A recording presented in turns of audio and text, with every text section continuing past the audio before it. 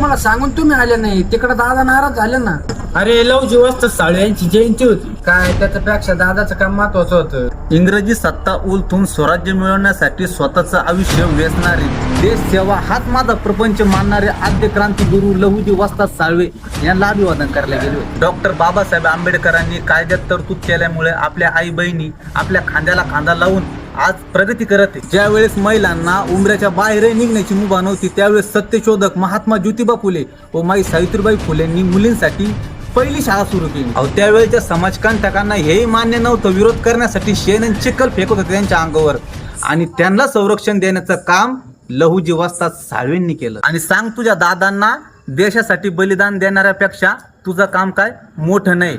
जगेन तर देशासाठी आणि मरेन तर देशासाठी अशी डरकाळी फोडणाऱ्या या मातृभूमीचा वाघ होता.